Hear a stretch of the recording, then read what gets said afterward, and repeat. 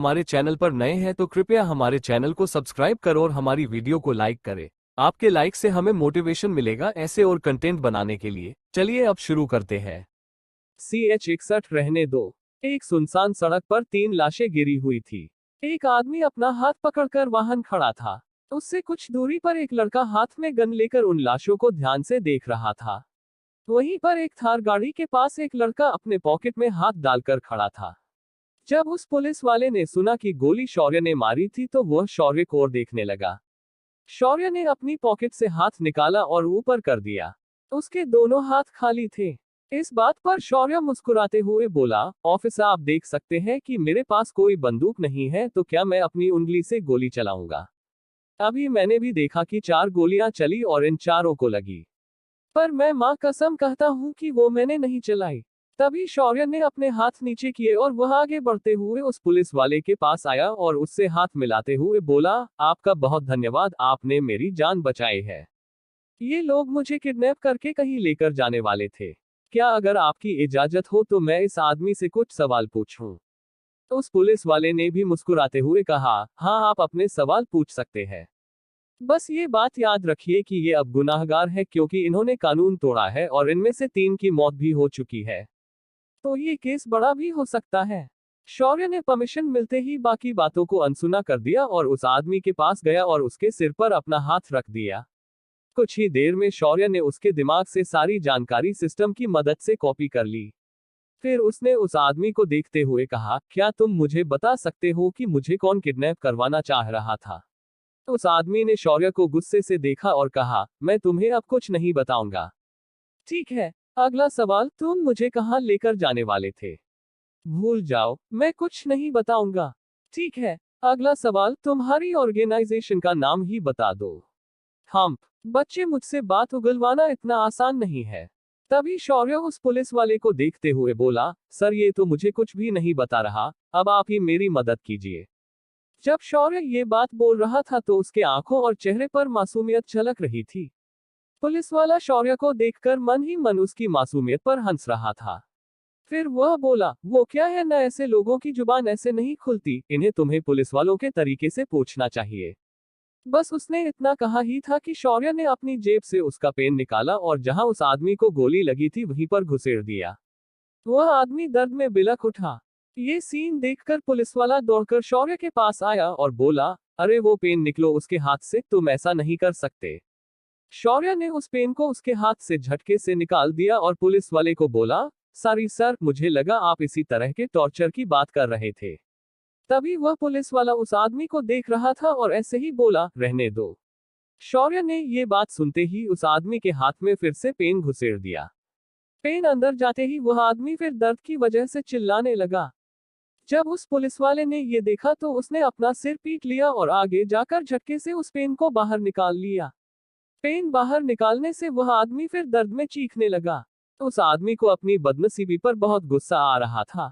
शौर्य अब एकदम डरते हुए पीछे हुआ और बोला, आई एम सॉरी सर, जब आपने मुझे बोला रहने दो तो मैंने सोचा कि आप उस पेन को अंदर रखने की बात कर रहे थे तो मैंने फिर से। इतना कहकर शौर्य ने अपना सिर नीचे झुका लिया। शौर्य ने सारी जानकारी पहले ही हासिल की थी पर वह अभी टाइम पास कर रहा था। पुलिस वाले ने शौर्य को देखा और कुछ नहीं कहा और अपना सिर नामे हिलाकर उस आदमी को देखा जो अभी दर्द की वजह से अपने घुटनों पर बैठा था। उस पुलिस वाले ने कंट्रोल रूम फोन करके सिचुएशन की जानकारी दी और कुछ पुलिस वालों को बुला लिया। ये केस 3 लोगों की मौत की वजह से बहुत हाई प्रोफाइल बन चुकी थी। कुछ ही देर में पुलिस की ढेर सारी गाड़ियां आ गई थी। आज कमिश्नर भी वहां पर आ गया था। वह पुलिस वाला आगे बढ़ा और एक सैल्यूट मारकर बोला, एसीपी विराज अग्निहोत्री रिपोर्टिंग सर। कमिश्नर ने रिटर्न में सैल्यूट किया और उन लाशों को देखने लगा। जब आखिर में उसने शौर्य को देखा तो वह हैरानी से शौर्य के पास आया और बोला, तुम यहाँ क्या कर रहे हो? शौर्य ने अपना सिर खुजाते हुए कहा, मैं तो बस यहाँ से जा रहा था तो इन लोगों ने मुझे रोककर किडनैप करने की कोशिश की। उस वक्त आपके ऑफिसर ने इन्हें इंटरसेप्ट किया और मुझे बचा लिया। मैंने इन्हें बहुत पूछा कि वे लोग कौन हैं जो मुझे किडनैप करवाना चाहते हैं, पर उन्होंने नहीं बताया। अब आप ही मुझे इनसे पूछकर बता सकते हैं। मैं बेचारा, मेरी किसके साथ इतनी बड़ी दुश्मनी हो सकती है कि वो मुझे किडनैप करने की कोशिश करे? जब कमिश्नर ने शौर्य की सारी बात सुनी और जब उसने उसकी आखिरी लाइन अपने दिमाग में दोहराई तो वह खुद गिरते गिरते बच गया। कमिश्नर मन में बोला, तू और बेचारा, तूने दुष्यंत जैसे आदमी को अपने घुटने पे लाया है और कई क्रिमिनल्स को खत्म किया है। तो कहां से बेचारा हो गया? शौर्य तभी उसे बोला, सर मुझे लगता है कि आप इस बात का इन्वेस्टिगेशन करके मुझे उन लोगों का नाम बता देंगे तो मैं आपकी आज्ञा से यहां से चलता हूं। इतना कहकर शौर्य अपनी गाड़ी में बैठ गया। तभी विराज दौड़ते हुए आया और उसकी गाड़ी में बैठ गया और बोला, दोस्त आज मैंने तुम्हारी जान बचाई है, इस बात पर तुम्हें मुझे मदद करनी पड़ेगी। शौर्य ने उस पुलिस वाले को सवालिया नजरों से देख और बोला, वो तो आपकी ड्यूटी थी, वैसे आपको किस बात की मदद चाहिए? विराज अपना सिर खोचते हुए बोला, मेरे रिलेटिव्स इस शहर में रहते हैं, मैंने सुना है तो मेरे दादाजी ने मुझे उनके यहाँ पर रहने का इंतजाम किया है। शौर्य ने भी अपना सिर हिलाया और बोला, ओ तो ऐसी बात है, चलो फिर मैं तुम्हें वहां पर लेकर चलता हूँ। वैसे तुम्हें जाना कहाँ है? विराज ने अपना सिर पिता और बोला, मैं भूल ही गया कि मैंने तुम्हें अपना नाम नहीं बताया है। मेरा नाम विराज अग्निहोत्री है और मैं अग्निहोत्री मैंशन जाना चाहता हूँ। वैसे तुम्हारा नाम क्या है? शौर्य ने उसकी बात सुनी और उसका सिर चकराने लगा। फिर उसने अपनी गर्दन झटकी और उसकी ओर देखकर बोला, मेरा नाम शौर्य है। उसके बाद उसने अपनी गाड़ी स्टार्ट की और सीधा अग्निहोत्री मैंशन के लिए निकल गए। रास्ते में विराज ने बताया कि वह महाराष्ट्र की अग्निहोत्री फैमिली से था और ये उसकी पहली पोस्टिंग थी जो द्वारिका में हुई थी। कुछ देर में गाड़ी अग्निहोत्री मैंशन पहुंची और शौर्य ने गाड़ी सीधा मैंशन के गेट के अंदर एंटर कर दी। गाड़ी से उतरते ही एक नौकर दौड़ते हुए आया और बोला, छोटे मालिक, बड़े मालिक आपको मिलना चाहते हैं। शौर्य ने एकदम कड़क आवाज में कहा, ठीक है मैं उधर ही आ रहा हूँ। फिलहाल तुम इनका सामान गेस्ट रूम में रखवा दो, ये इस परिवार के सदस्य हैं जो महाराष्ट्र से आए हैं। शौर्य की बात मानकर नौकर विराज का सारा सामान लेकर वहां से चला गया। दूसरी तरफ विराज शौर्य को हैरानी से देखने लगा और बोला, क्या तुम भी इस परिवार के सदस्य हो? तुमने मुझे क्यों नहीं बताया? शौर्य मुस्कुराया और बोला, बड़े भाई, मैं इस परिवार को अपना नहीं मानता लेकिन वे लोग मुझे जबरदस्ती अपना मानते हैं। मेरा एक ही रिश्तेदार इस परिवार में था जो अब इस दुनिया में नहीं है। उसे छोड़ो और चलो मेरे साथ। आपको बाकी बातें धीरे धीरे समझ आ जाएंगी। इतना कहकर शौर्य विराज को अंदर लेकर गया। अब क्या होगा आगे? CH62 Karachi connection. Agnihotri mention में शौर्य और विराज पहुंच चुके थे। शौर्य विराज को दादाजी के पास ले गया और बड़ी ही बेरुखी से बोला, ये विराज अग्निहोत्री है जो महाराष्ट्र के अग्निहोत्री परिवार से यहाँ आए हैं। इन्हें आपके भाई ने यहाँ पर भेजा है। विराज ने तुरंत झुककर दादाजी के पैर छुए और आशीर्वाद लिया। तभी दादाजी विराज को मुस्कुराकर उठाते हुए बोले, मुझे तुम पर नाज है। तुमने बड़े भाई का सपना जो पूरा किया है, एक IPS अधिकारी बनकर। अब से तुम यहीं पर रहना, ये परिवार भी तुम्हारा ही है। इतना कहकर दादाजी शौर्य को देखकर बोले, शौर्य मुझे तुमसे विराज को लाने के लिए ही कहना था लेकिन सुबह तुम्हारा फोन लग नहीं रहा था। जब सिया वापस आए तो वह बोली कि तुम शोरूम गए हो, लेकिन संयोग की बात यह है कि विराज तुम्हारे साथ ही आया है। शौर्य ने अपनी गर्दन हाँ में हिलाई और वह वहां से चला गया। तभी विराज बड़ी ही उत्सुकता के साथ दादाजी से बोला, दादाजी ये शौर्य ऐसा क्यों है? वो कह रहा था कि वो इस परिवार को अब अपना नहीं मानता। विराज की बात सुनकर दादाजी का चेहरा उतर गया और कहा, मेरे परिवार जैसा कामनसीब परिवार इस दुनिया में कहीं नहीं है और इसके माँ बाप जैसे लोग तो तुम्हें इस पूरे संसार में नहीं मिलेंगे। शौर्य मेरे दूसरे बेटे का बेटा है, पर शौर्य को जन्म से ही उसके माता पिता ने नहीं अपनाया तो उसके दादी ने उसे अपने बच्चे की तरह पाल पोस के बड़ा किया, लेकिन इस परिवार ने उसे कभी अपनाया नहीं। उसे हर मोड़ पर जलील किया, यहाँ तक कि मैंने भी उसे कभी अपनाया नहीं था। पिछले महीने जब वह एक हादसे से वापस आया तभी से उसने भी हमसे सारे रिश्ते तोड़ दिए, लेकिन अब सारा परिवार उसे अपनाना चाहता है। यहाँ तक कि उसके माँ बाप अब उसके लिए आंसू बहाते हैं। पर अब सब कुछ खत्म हो चुका है। जब विराज ने शौर्य की कहानी सुनी तो उसे भी बहुत बुरा लगा और वह भी चुप हो गया। कुछ देर बाद इधर उधर की बातें दादाजी को बताकर विराज वहां से अपने कमरे की ओर चला गया। इधर शौर्य बाहर आ गया था और उसने ढेर सारी आइसक्रीम अपने साथ लाई थी। अपने कमरे में लौटकर शौर्य ने सिस्टम को बाहर बुलाया और बोला, मुझे उन लोगों के अड्डे का ठिकाना बता दो, मैं आज ही उनके पास जाना चाहूंगा। सिस्टम ने सारी आइसक्रीम को देखा और बोली, होस्ट उसका अड्डा आपको अहमदाबाद में मिलेगा। मैंने उसकी लोकेशन आपके मोबाइल पर भेज दी है। बाकी का काम तुम्हें खुद से करना पड़ेगा। इतना कहकर सिस्टम उन आइसक्रीम के डिब्बों पर भूखे शेर की तरह टूट पड़ी और उसे खाने लगी। इधर शौर्य को अपने तलवार की याद आई तो उसने उसे बुलाने के लिए आवाहन किया। दूसरी तरफ एक बड़े से क्लब में एक बेहद सुंदर और सेक्सी लड़की बार में बैठकर कई सारे आदमियों के साथ शराब पी रही थी। उसे तो कोई नशा नहीं हो रहा था, मगर उसके आसपास के सारे आदमी उसकी सुंदरता और उसके फिगर के पीछे नशे में झूम रहे थे। उनकी आंखें लाल हो राखी थी और उनके चेहरे सफेद हो चुके थे। तभी वह औरत बड़बड़ाई, इनमें लाइफ एसेंस तो है ही नहीं, ये मेरे किसी काम के नहीं है। अगली बार मैं ऐसी जगह जाऊंगी जहां ढेर सारे जवान लड़के होंगे। तभी उसके दिमाग में उसे बुलावे की घंटी सुनाई दी। वह अपने जगह पर खड़ी हुई और हवा में गायब हो गई। ये देखकर सारे आदमी अचानक होश में आए और घबराकर इधर उधर भागने लगे। हर कोई भूत भूत चिल्ला रहा था। सारे बार में अफरा तफरी मच चुकी थी। इधर शौर्य के सामने रक्त सम्राज्ञी खड़ी थी। उसे देखते ही शौर्य के दिल की धड़कनें रुक सी गई, लेकिन उसने अपना सिर झटका और वह उससे बोला, तो मैडम का बाहर घूमना और मजे करने का काम हो चुका हो तो अब हम जरा काम की बात करते हैं।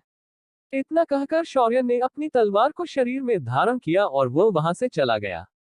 बाहर आकर उसने अपनी लैम्बोर्गिनी निकाली और उसे पूरी रफ्तार से अहमदाबाद की ओर दौड़ाने लगा। अहमदाबाद हाईवे बहुत ही अच्छे से बनाया गया था, जिस वजह से शौर्य कुछ ही समय में अहमदाबाद पहुंच चुका था। सिस्टम ने बताए लोकेशन पर जब शौर्य पहुंचा तब रात के 9 बज रहे थे। वह एक पुराने से दिखने वाले एक खंडहर में पहुंच गया था। यहाँ पर उसने देखा कि खंडहर के बाहर कोई नहीं था, मगर अंदर की तरफ बहुत सारे लोग मौजूद थे। उनकी संख्या लगभग 100 से भी ज्यादा थी।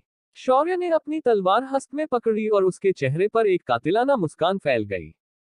फ्लैशबैक। शौर्य ने जब सारी जानकारी उस आदमी के दिमाग से निकाली तो उसे पता चला कि उसे मारने की कोशिश करने वाले कोई और नहीं, कराची में बसे एक आतंकवादी गिरोह के लोग थे। इस गिरोह का नाम लश्कर-ए-जुनैद था और कश्मीर और पूरे भारत में होने वाले आतंकवादी हमलों के पीछे इसी का हाथ था। मारे गए सारे आतंकवादी पाकिस्तान से भारत में आए थे।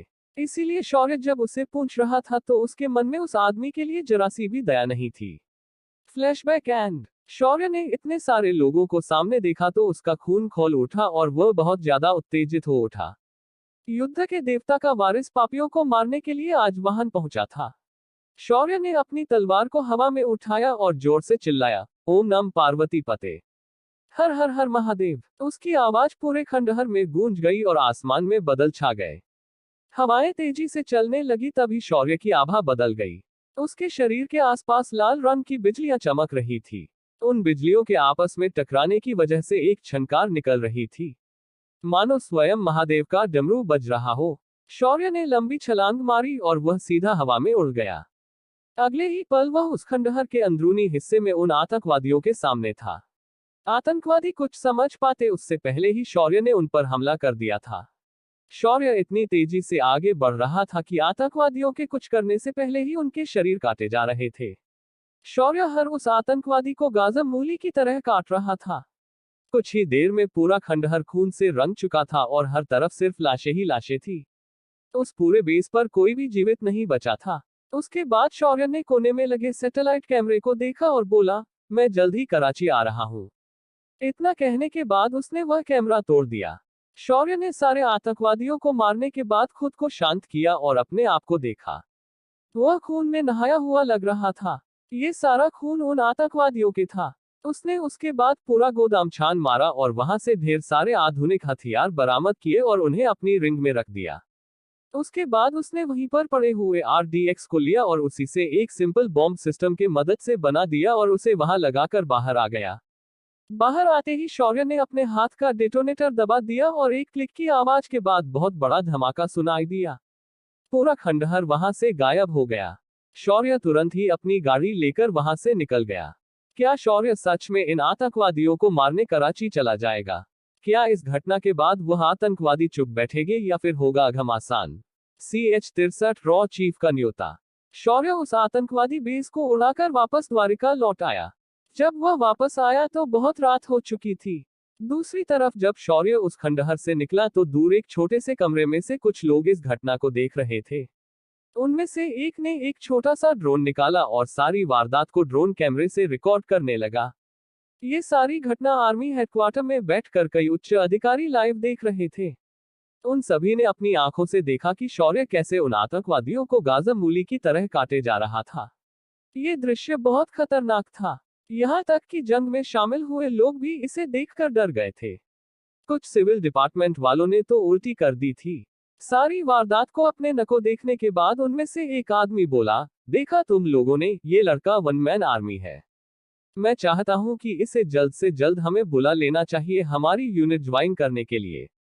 ये मराठा लिए इन्फेंट्री के चीफ जनरल भोसले थे। उनके सामने राजपूताना राइफल्स के चीफ और स्पेशल फोर्सेस के चीफ भी बैठे थे। तभी मेजर जनरल पांडे बोले, ऐसा नहीं हो सकता, वह सिर्फ मेरी यूनिट ज्वाइन करेगा। उसे सबसे पहले मैंने ढूंढा है। तभी स्पेशल फोर्सेस के चीफ बोले, ये लड़का मैं लेकर जा रहा हूं। इसे मैं सीधा एंट्री दूंगा स्पेशल फोर्स में। तभी एक ऑफिसर बोला, तुम पैरा स्पेशल फोर्स वाले हमेशा अपनी दादागिरी दिखाते हो। ऐसा नहीं चलेगा, मैं उसे राष्ट्रीय राइफल्स के लिए चुनूंगा। तभी एक उम्रदराज आदमी बोला, पहले ये पता करो कि वह लड़का तुम्हारे पास आएगा भी या नहीं। उसके बर्ताव से तो लगता है कि वह अपनी मर्जी का मालिक है। तभी जनरल पांडे बोले, चीफ आप उस बात की चिंता न करें। वह सच्चा देशभक्त है। उसने हमारे आर्मी के लिए वो पावरफुल दवा बनाने का वादा किया है। उस दवा के रिजल्ट्स तो अपने खुद देखे हैं। और उसने हर महीने 1000 बोतल मुफ्त देने का वादा किया है।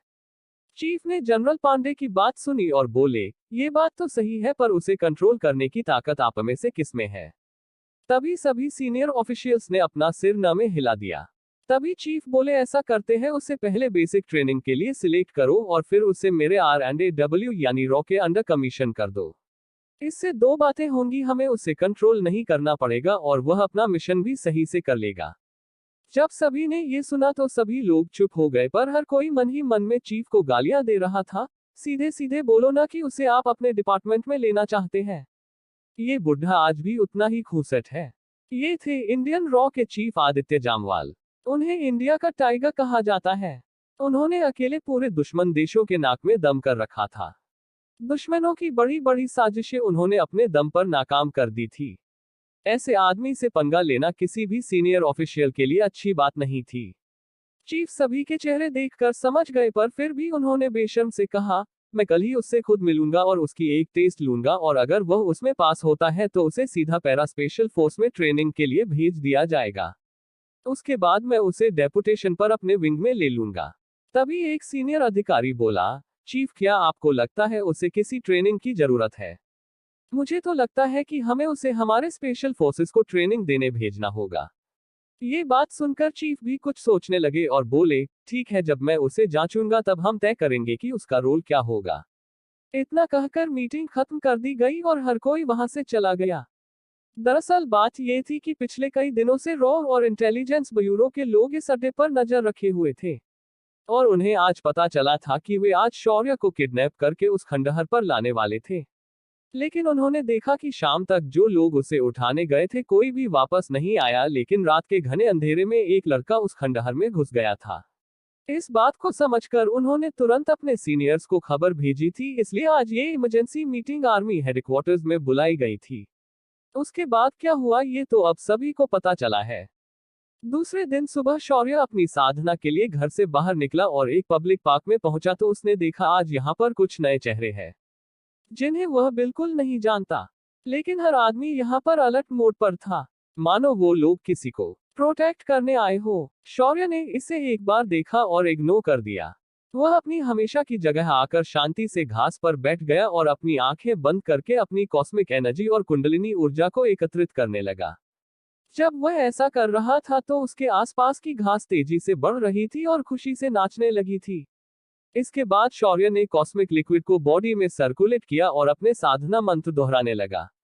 उसके मुंह से निकला हर मंत्र इस सृष्टि के सीक्रेट्स को बाया कर रहा था। उसके साथ हवा में एक कंपन पैदा हो रहा था। शौर्य से कुछ दूरी पर एक बूढ़ा आदमी उसे ध्यान से निहार रहा था। उस बूढ़े ने शौर्य के आसपास की एनर्जी को महसूस किया और बोला, ये इतनी कम उम्र में साधना कर रहा है, इसने ये कहां से सीखा होगा? आगे जाकर ये किस स्तर पर पहुंचेगा? क्या अब भी मैं इसकी टेस्ट लूं? क्या मेरी टेस्ट इससे चैलेंजिंग भी लगेगी? इतना सोचकर वह बूढ़ा आदमी वहीं पर निराशा से बैठा रहा। दूसरी तरफ शौर्य ने साधना करने के बाद आज अपनी युद्धकला का अभ्यास करने के लिए एक लकड़ी निकाली। वह लकड़ी एकदम भाले जैसी थी। शौर्य ने उसे अपने हाथ में उठाया और उसे अपने भाले के स्टेन्स में खड़े होकर पकड़ा। इस वक्त अगर कोई उसे देखे तो लगेगा कि वह लकड़ी उसके शरीर का हिस्सा बन चुकी है। ये चीज उस बूढ़े ने भी देखी। शौर्य उस लकड़ी को पकड़कर हवा में उछल गया। उसकी छलांग इतनी ऊंची थी कि कोई हाई जंप का खिलाड़ी भी इतनी ऊंची छलांग नहीं मार सकता। उसके बाद शौर्य ने हवा में कलाबाज खाकर उस भाले को चलाना शुरू किया। उसका हर एक बार घातक था और हर एक बार से तेज ध्वनि निकल रही थी। शौर्य अपने युद्धकला की प्रैक्टिस करने के बाद सामने वाले बेंच पर बैठ गया और उस बूढ़े की ओर देखकर बोला, देश के रॉ चीफ को इंतजार करवाना मुझे पसंद नहीं। बोलिए दादाजी, क्या कहना चाहते हैं आप? जब चीफ ने शौर्य की बात सुनी तो वह हैरान हो गया। फिर अपने आप को संभालते हुए वह बोले, काश मेरा पोता भी तुम्हारी तरह होता तो मैं पूरी दुनिया से दुश्मनी लेने के बाद भी पीछे नहीं हटता।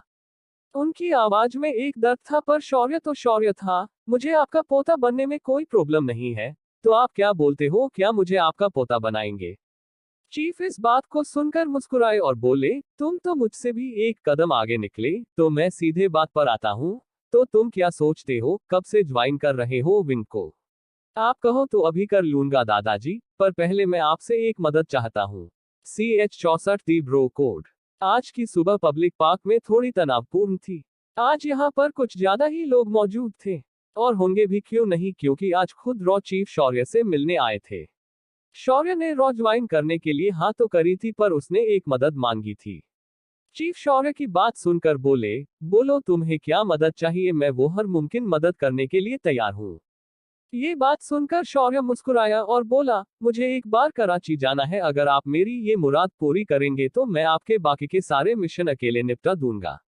बस इतना ही तुम चाहते हो ना? वो तो मैं तुम्हारे ज्वाइनिंग के तुरंत बात करवाऊंगा, पर मैं चाहता हूँ कि तुम आने वाली SSB सिलेक्शन एग्जाम दो और इंडियन आर्मी में ज्वाइन हो जाओ। एक बार तुम सीधे रास्ते अंदर आ गए तो बाकी के काम अपने आप आसान हो जाएंगे। तभी शौर्य बोला, लेकिन एग्जाम तो अगले हफ्ते शुरू होने वाली है और मैंने इसमें खुद को रजिस्टर नहीं किया है। तभी चीफ ने शौर्य के हाथ में एक हाल टिकट थमा दिया और बोले, मैं तुम्हारे लिए इतनी अरेंजमेंट करवा सकता हूँ। शौर्य ने उस हॉल टिकट को अपने हाथ में लिया और मुस्कुराकर बोला, दादाजी आप तो जादूगर हो। चीफ भी इस बात पर मुस्कुराए और बोले, तुम्हारे जितना बड़ा तो नहीं, पर छोटी मोटी ट्रिक्स कर लेता हूँ। चीफ फिर शौर्य को सवालिया नजर से देखकर पूछा, वैसे एक बात बताओ, तुमने अपनी साधना कहाँ से सीखी है? चीफ का ये सवाल सुनकर शौर्य चौंक गया और जवाब देने के बजाय सवाल करते हुए बोला, क्या आप किसी साधक से पहले मिल चुके हैं? चीफ ने अपना सिर हाँ में हिलाया और बोले, हाँ मैं उनसे पहले मिल चुका हूँ। ज्यादातर साधक हिमालय की पहाड़ियों में रहते हैं और अपनी साधना करते हैं। मैं जब सियाचिन में पोस्टेड था तब मेरी मुलाकात एक असली साधक से ही थी। वह इंसान 100 किलोमीटर तक क्लियरली देख और सुन सकता था। साथ ही वह खुद को हवा से हल्का बना सकता था और बर्फ पर बिना अपने पैरों के निशान छोड़े चल सकता था। जब ये शौर्य ने सुना तो वह सोचने लगा, लगता है हिमालय के पहाड़ों में आज भी आध्यात्मिक ऊर्जा मौजूद है, इसीलिए वहां पर साधक साधना कर पा रहे होंगे। लेकिन इनकी बात सुनकर तो लगता है कि ये साधक सिर्फ अनाहत या विशुद्ध चक्र तक ही पहुंचा होगा। कुछ सोचने के बाद शौर्य बोला, अगर आपको ये पता है कि मैं एक साधक हूं तो आगे मुझे आपको ज्यादा समझाने की जरूरत नहीं पड़ेगी। मैं अगले हफ्ते ये एग्जाम क्लियर कर लूंगा, लेकिन आगे की प्रोसेस को आपको मेरे लिए आसान करना पड़ेगा। चीफ ने शौर्य की बात सुनी और वे खुश होकर बोले, तुम उसकी चिंता मत करो, तुम्हारे काम में कोई रुकावट नहीं आएगी। उसके बाद चीफ ने शौर्य से इधर उधर की बातें की और फिर वहां से चले गए।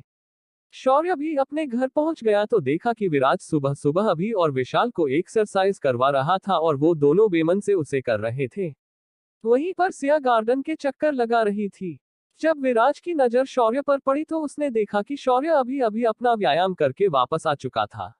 विराज ने फिर शौर्य के पास जाकर उसे एक बड़ी सी झप्पी दी और बोला, और छोटे भाई तुम तो बड़े ही डिसिप्लिन निकले, तुम मेरे भाई हो जिसे खुद कुछ आतंकवादी पकड़ने आए थे। जब शौर्य ने ये सुना तो वह हैरानी से विराज को देखकर बोला, तुम्हें कैसे पता चला कि वे लोग आतंकवादी थे? इस बात पर विराज शौर्य के कान के पास गया और बोला, वेलकम अबोर्ड ब्रो। तो चीफ के साथ मुलाकात कैसे रही? इस बार शौर्य सारी बातें समझ गया और मुस्कुराते हुए बोला, तुम्हारे चीफ की जितनी तारीफ कार्य उतनी कम है। लगता है उन्होंने तुम्हें जानबूझकर मेरे पास भेजा था। मुझे लगता है ये जुनैद के साथ वाले इंसिडेंट के बाद हुआ है। हाँ हाँ हाँ little bro, you are a very smart, और तुम कमाल की एक्टिंग करते हो। कल की तुम्हारी मासूमियत देखकर तो पहले मुझे भी यकीन हो गया था कि गोली तुमने नहीं चलाई होगी। शौर्य सिर्फ लाचारी से मुस्कुराया और कुछ नहीं बोल पाया। उसके लापरवाही के वजह से रॉ के ऑफिसर उसके घर तक पहुंचे थे। वो तो आज सुबह शौर्य ने चीफ को देखने के बाद सिस्टम से सारी जानकारी ली, वरना वह आज भी गाफिल रह जाता। फिर शौर्य ने विराज से बाकी चीजों के बारे में पूछा। विराज ने भी शौर्य को सारी बातें खुलकर बता दी। जब उन दोनों को खुसर फुसर करते हुए सिया ने देखा तो वह उनके पास आई और बोली, आप दोनों कुछ सीक्रेट बात कर रहे हो क्या? ये सुनकर शौर्य चौंक गया और तपाक से बोला, वो शनाया से हम मिलने जाने वाले थे। ये सुनकर सिया ने अपना मुंह बना लिया और बोली, मैं अभी आर्या को फोन करके तुम्हारे बारे में बता दूंगी। तभी विराज बोला, अरे छुटकी, तू भी कैसी बात कर रही है? शौर्य मुझे वहां पर एक केस की छानबीन करने ले जा रहा है। ये बात सुनकर सिया ने शौर्य को घूकर देखा और इशारे से बोली, बेटा उस औरत से दूर रहना, वरना आर्या से कहकर तुम्हारा पत्ता साफ करवा दूंगी। जब वह ऐसे इशारे कर रही थी तो वह बहुत क्यूट लग रही थी। तो शौर्य ने उसके गोल मटोल गाल पकड़े और उन्हें खींच लिया और वहां से भाग गया। इधर अभी और विशाल जलन के मारे अपना मुंह बना रहे थे, मगर उन्हें शौर्य ने पूरी तरह इग्नोर किया था। कुछ देर बाद सभी लोग अपने अपने काम पर निकल गए। आज विराज भी अपने ड्यूटी पर रिपोर्ट करने जाने वाला था। उसने शौर्य के साथ जाने का फैसला किया। जब शौर्य पार्किंग में पहुंचा तो देखा कि विराज उसके थार के सामने खड़ा रहकर वेट कर रहा था। शौर्य ने उसे देखा तो पाया कि विराज आज उसके पुलिस यूनिफॉर्म में खड़ा था। उसके कंधे पर राजमुद्रा लगी हुई थी जो कि 4 शहरों की प्रतिमा थी। उसकी कमर में पिस्तौल थी। वह इस यूनिफॉर्म में बहुत ही हैंडसम लग रहा था। शौर्य ने अपना मोबाइल निकाला और उसकी एक तस्वीर खींच ली और बोला, आज के बाद अगर मुझे तंग करे तो उन्हें बोलूंगा कि मेरा बड़ा भाई पुलिस में है। विराज इस बात पर हंस दिया और तीनों गाड़ी में बैठकर चले गए। दोपहर को जब कॉलेज छूटा तो शौर्य पहले अपने शोरूम चला गया। उसने वहां पर काम का जायजा लिया और फिर वहां से निकल गया। तभी उसे विराज का कॉल आता है और वह उससे मिलने उसके पुलिस स्टेशन के पास वाले कैफे में चला जाता है। जैसे ही शौर्य अंदर एंटर करता है तो उसकी नजर एक बेहद खूबसूरत लड़की पर पड़ती है और वह वहीं पर खड़े रहकर उसे देखने लगता है। जब उस लड़की को एहसास होता है कि शौर्य उसे घूर रहा है तो वह गुस्से से उसे देखने वाली होती है, पर तभी शौर्य उसके पीछे बैठे विराज की ओर हाथ करता है और बोलता है, भाई आप यहाँ बैठे हैं और मैं आपके सामने खड़ा हूँ, पर आप मुझे देख नहीं रहे थे। इतना कहकर शौर्य उस लड़की को बगल देकर विराज के पास आ जाता है। विराज भी उसे अपने पास बैठने के लिए बोलते हुए बैठाता है। ये एक ब्रो कोड था जो हर लड़का इस्तेमाल करता है। शौर्य ने ऐसी मासूम खूबसूरती पहली बार देखी थी, लेकिन आगे जो उसने विराज के मुंह से सुना वह हैरान हो गया। CH-65 हनी फंसी ट्रैप में शौर्य कैफे में विराज के साथ बैठा था।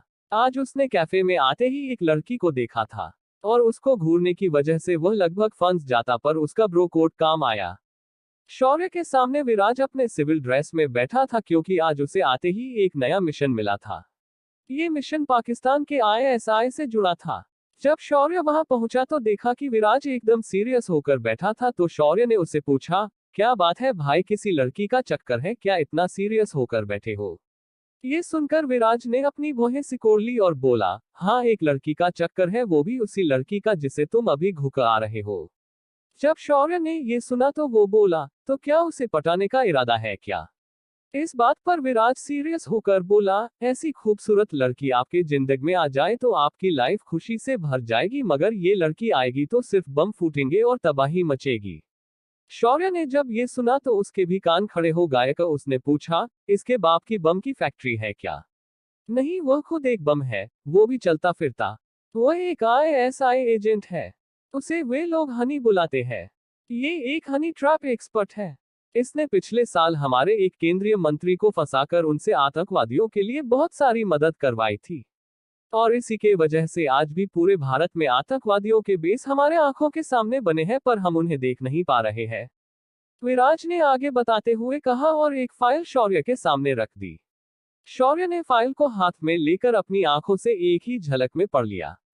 फिर उसने सिस्टम से कहकर उस लड़की की बाकी की सारी जानकारी निकाल ली।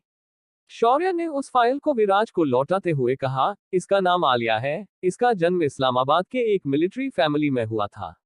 उसे 15 साल की उम्र से हनी ट्रैप की ट्रेनिंग दी जा रही थी। जब उसकी शारीरिक बनावट एक 20 साल के लड़की जितनी हुई तो उसकी प्लास्टिक सर्जरी करवाई गई और उसे और भी खूबसूरत बनाया गया। फिर वह 2 साल पहले भारत में एक नकली आइडेंटिटी के साथ आई। यहाँ वह एक लोकल पॉलिटिशियन की बेटी बनकर रह रही थी और इसी आइडेंटिटी का इस्तेमाल करके पॉलिटिकल सर्कल में घुस गई और उसने उस मंत्री को फंसा लिया। उस मंत्री के सहायता से इसने कई सारी राजसी परिवारों की लावारिस जमीनों को अपने नाम करवा लिया। सभी को दिखाने के लिए उसने एक रियल एस्टेट कंपनी खोली, मगर वह उसकी आड़ में आतंकवादियों को बेस बनाकर देती है। क्या इतनी जानकारी काफी है इसके बारे में? शौर्य की बात सुनकर विराज चकरा गया और बोला, अब ये भी बता दो कि उसने ये अड्डे कहाँ कहाँ बनाए हैं। शौर्य मुस्कुराया और बोला, बस इतनी सी बात तो ठीक है, जरा वेट करो, मैं तुम्हें वो भी बता देता हूँ। तभी वह लड़की कैफे से बाहर आ गई और अंडरग्राउंड पार्किंग में चली गई। उसके पीछे शौर्य विराज को लेकर आ गया। आते ही शौर्य ने न आव देखा न ताव और अपनी बंदूक जो कि उसके हाथ में अचानक आई थी उससे एक गोली सीधा उस लड़की के पैर में मार दी। एक जोरदार गोली की आवाज सभी को सुनाई दी और सभी लोग पार्किंग की ओर दौड़कर आए, पर उन्हें सामने कुछ नहीं दिखा। इस वक्त गोली चलाने के बाद शौर्य ने एक छलांग में उस लड़की के पास जाकर उसे उठा लिया और अपनी गाड़ी में डाल दिया, साथ ही में उसे बेहोश भी कर दिया था। जब सब लोग नीचे आए तो विराज अपनी गन को साफ कर रहा था और वह लापरवाही से बोला, sorry for disturbing you all, it was just misfire. फिर उसने अपनी आइडेंटिटी वहां के स्टाफ को दिखा दी। कुछ ही देर में शौर्य वहां पर अपनी गाड़ी लेकर आ गया और विराज को अंदर बिठाकर बाहर निकल गया। विराज जो बाहर बहुत रिलैक्स लग रहा था, अंदर आते ही बहुत सीरियस होकर बोला, तुमने अपनी गन कहां से निकाली? और तुम पागल हो गए हो क्या कि इसे सीधे गोली मार दी? इस बात पर शौर्य बेपरवाही से बोला, शुक्र मनाओ कि मैंने उसकी खोपड़ी नहीं उड़ाई। अब चलो कुछ काम किया जाए। इतना कहकर शौर्य अपनी गाड़ी शोरूम पर लेकर आ गया। उसने उस लड़की को उतारा और अंदर लेकर आ गया। इस वक्त विराज और शौर्य उस लड़की को एक कुर्सी पर बिठाकर उसके सामने खड़े थे। शौर्य ने सबसे पहले उसके सिर पर हाथ रखकर सारी जानकारी इकट्ठा कर ली, फिर उसने उस लड़की के मुंह पर पानी मार दिया। जैसे ही वह लड़की होश में आई तो उसके सामने शौर्य और विराज खड़े थे। शौर्य ने उस लड़की को देखकर कहा, और हनी कैसी हो? मेरी मेहमान नवाजी तुम्हें पसंद तो आई न, या फिर कुछ और भी तुम्हें चाहिए? तो उस लड़की ने शौर्य को देखा और अपने दांत पीसते हुए कहा, तुम ये बहुत गलत कर रहे हो। तुम्हें अच्छे से पता है कि मेरे पीछे इस देश का सबसे बड़ा मंत्री खड़ा है। अगर मुझे कुछ हो जाता है तो वो तुम्हें नहीं छोड़ेंगे। इस बात को सुनकर शौर्य हंसते हुए बोला, पागल औरत, जरा अपने चारों ओर देख लेना। इस वक्त तो मेरे जगह पर बैठी हुई है। अगर मैं चाहूं तो मैं तुम्हें मार भी सकता हूं, फिर भी मैं तुम्हारी इस परफेक्ट खूबसूरती के लिए तुम्हें एक और मौका देना चाहता हूं। तो हनी या फिर कहूं आलिया अयूब खान, क्या आप हमें अब सब सच सच बताएंगी ताकि हम आपको कम तकलीफ दे और हमारा काम भी आसान हो जाए? ये बात सुनकर आलिया सख्ते में आ गई और बोली, तुम दोनों अभी बच्चे हो, मुझसे जानकारी उगलवाना इतना आसान नहीं है। तुम मुझे मार भी डालो तो मैं तुम्हें नहीं बताऊंगी। तभी शौर्य एक कुटिल मुस्कान के साथ बोला, ओह तो ये बात है, चलो फिर मैं तुम्हारी इच्छा पूरी कर ही देता हूं, पर उससे पहले एक बात सुनकर तो जाओ। इतना कहकर शौर्य ने सारे छुपे हुए बेस और उनके सेफ हाउस के ठिकाने आलिया को सुनाए। जैसे जैसे शौर्य बोलते जा रहा था आलिया की आंखें बड़ी बड़ी हो रही थी। आलिया ने जब सारी बात सुनी तो उसने हैरानी से पूछा, तुम्हें ये जानकारी कैसे मिली? तभी शौर्य ने एक शातिर मुस्कान के साथ कहा, तू सस्पेंस में ही मर, तुम्हें एक्सप्लेन करने का टाइम मेरे पास नहीं है। इतना कहकर शौर्य उसके माथे में छेद कर दिया। विराज जो कुछ कहना चाहता था वो अपना मुंह खोल ही नहीं पाया। उस लड़की को मरने के बाद शौर्य मुस्कुराया और बोला, अगर आपका दुश्मन सामने हो और वह ज्यादा फड़फड़ा रहा हो तो उसे खत्म कर दो। इससे दो बातें होती है, एक आप आने वाले समय में इस दुश्मन की वजह से फंसते नहीं हो, दूसरी तुम्हें नए दुश्मन पर ध्यान देने का समय मिलता है। विराज जो अभी तक चुप था वह बोल पड़ा, अब हम वह इंफॉर्मेशन कैसे वैलिड करेंगे? मुझे बस ऑर्डर मिले थे कि इस पर सिर्फ नजर रखो और उसका पीछा करके लोकेशंस को ट्रैक करना है, लेकिन अब तुमने इसे उड़ा दिया तो हम अब ऊपर क्या जवाब देंगे। शौर्य विराज को देखकर मुस्कुराया और आंख मार दी। तभी टिंग की आवाज से विराज के मोबाइल पर एक मैसेज आया। जब विराज ने मैसेज देखा तो वह हैरान रह गया। उसमें सारी जानकारी एकदम सीरियल के हिसाब से लगाई गई थी। इसमें उन स्लीपर सेल्स की जानकारी भी थी जो अभी एक्टिव नहीं थे, साथ ही साथ बाकी एक्टिव एजेंट्स की लोकेशन और जानकारी थी। शौर्य ने फिर विराज को देखा और कहा, विराज भाई, अब इसके आगे तुम जो भी देखोगे उसके बारे में किसी को नहीं बताओगे और इसमें आपकी भलाई है। इतना कहकर शौर्य ने हाथ लहराया और एक काले रंग की लपट उसके हाथ में आ गई। शौर्य ने उसे उस लड़की के ऊपर फेंक दी। कुछ ही सेकंड्स में वह लड़की हवा में गायब हो गई। जब विराज ने ये देखा तो वह डर से कांपने लगा और उसके मुंह से एक भी शब्द नहीं निकला। शौर्य ने फिर शोरूम से बाहर आकर विराज से कहा, भाई वो डेटा आप चीफ को भेज दो और उन्हें बताना कि वह लड़की गायब हो गई है। आगे बोलना कि ये लिस्ट मेरे हाथ लग गई है और वो समझ जाएंगे कि आगे क्या होने वाला है। आगे क्या करने वाला है शौर्य। CH66 उड़ते हुए की गिनती। विराज और शौर्य ने हनी से सारी इंफॉर्मेशन निकाल ली थी। विराज वह इंफॉर्मेशन लेकर सीधे चीफ के पास चला गया। चीफ के ऑफिस में चीफ सारी घटना एकदम शांति से सुन रहे थे। पूरी बात सुनने के बाद वे बोले, ये लड़का ज्वाइन होने से पहले ही अपने स्टाइल में काम करता है, लेकिन मुझे समझ में नहीं आ रहा ये सारी इंफॉर्मेशन शौर्य ने उसके दिमाग से निकाली कैसे। तभी विराज बोला, चीफ, उस लड़की को होश में लाने से पहले उसने उसके सिर पर हाथ रखकर कोई मंत्र बोला था। उसके बाद तो वह उसे होश में लाकर उससे जानकारी मांगने का नाटक कर रहा था। ऐसा उस वक्त भी हुआ था जब उसने उस आतंकवादी को जानकारी पूछी थी। विराज की बात सुनकर चीफ के चेहरे पर मुस्कान आ गई और वो बोले, विराज, तुम्हारा ये भाई बहुत शातिर और चालाक है, साथ ही टेढ़े दिमाग का। वह दुश्मन को तभी तक जिंदा रखता है जब तक उसकी जरूरत होती है। जरूरत खत्म, दुश्मन भी खत्म। तुम्हें पता है, उसने मुझे उस पार्क में आते ही पहचान लिया था। उसने मेरी कुंडली निकाली है। अगर मैं कहूं कि इंफॉर्मेशन निकलने में मैं शेर हूं तो वो बब्बर शेर है। साथ ही साथ उसकी कॉम्बैट स्टाइल बेहद खतरनाक है। मैंने उसे प्रैक्टिस करते हुए देखा है। तभी विराज बोला, मैंने उसे हवा में गन निकलते हुए देखा है। पता नहीं वो ये कैसे करता है, मगर बड़ा कूल लगता है। चीफ ने ये सुना तो वह खिसियाकर बोले, हाँ हाँ मुझे पता है। अब उसकी तारीफ करना बंद करो और इस इंफॉर्मेशन की हिसाब से इंटेलिजेंस ब्यूरो को इन्फॉर्म कर दो। ये फिलहाल इंटरनल मैटर है तो रॉ इसमें सीधा पार्टिसिपेट नहीं कर सकती। यस सर, मैं अभी इस इंफॉर्मेशन को उनके साथ शेयर करता हूँ। पर सर, शौर्य ने मुझे ये इंफॉर्मेशन देने के बाद ये कहा था कि चीफ से कह देना कि ये इंफॉर्मेशन मैंने कॉपी की है। जब चीफ ने ये सुना तो वह अपनी जगह पर मानो जम से गए और हड़बड़ाते हुए बोले, अब क्या करे, ये लड़का अब उन्हें मारने वाला है। विराज, तुम एक काम करो, तुम शौर्य के साथ हमेशा साय की तरह अगले कुछ दिनों तक रहो और अगर वह कुछ करने की सोचे तो मुझे तुरंत अलर्ट कर देना, क्योंकि कुछ लोकेशंस बहुत ही सेंसिटिव है और जैसा शौर्य है वह इस बात के बारे में कभी नहीं सोचेगा। लगता है ये लड़का ज्वाइन होने से पहले ही मुझे गंजा करके छोड़ेगा। चीफ ने फिर अपने बालों में हाथ फेरा और गहरी सांस लेने लगे। दूसरी तरफ शौर्य इस वक्त डायमेंशन में बैठकर फलों का आनंद ले रहा था। उसकी तलवार, रक्त सम्राज्ञी और सिस्टम दोनों भी बाहर आए हुए थे। शौर्य के सामने उसने अपने खजाने से सारे जादुई हथियार और सामान बाहर निकालकर अपने सामने एक लाइन में फैला दिया था। सिस्टम हर उस सामान की जानकारी दे रही थी, लेकिन शौर्य को कोई भी ऐसी वस्तु नहीं मिली जो उसे एक जगह से दूसरी जगह तेजी से जाने में मदद करे। सारा सामान छान लिया पर उसे ऐसा कुछ भी खास नहीं मिला। तभी सिस्टम बोली, होस्ट, वैसे तो आप एक जगह से दूसरी जाने के लिए उड़कर जा सकते हैं, उसके लिए आपको सिर्फ आपके तलवार पर खड़े होना है और आपकी सवारी रेडी हो जाएगी। क्या ऐसा हो सकता है? लेकिन शौर्य ने चौंक कर पूछा और खुद को रक्त सम्राज्ञी के ऊपर खड़ा इमेजिन करने लगा। तभी रक्त सम्राज्ञी ने खुद को एक तलवार में बदल दिया और अपना आकार थोड़ा चौड़ा कर दिया। उसके बाद वह हवा में तैरने लगी। मास्टर, आप कुछ भी गलत सोचते हैं। आपको सिर्फ मेरे तलवार रूप पर खड़ा होना है और मैं आपको जहां जाना है वह लेकर जा सकती हूँ। इसके लिए सिर्फ आपको अपनी आध्यात्मिक ऊर्जा का इस्तेमाल करना है। शौर्य ने जब यह सुना तो उसका चेहरा टमाटर जैसा लाल हो गया और वह अपने अजीब से ख्यालों से बाहर आ गया। फिर वह उछलकर तलवार पर खड़ा हो गया।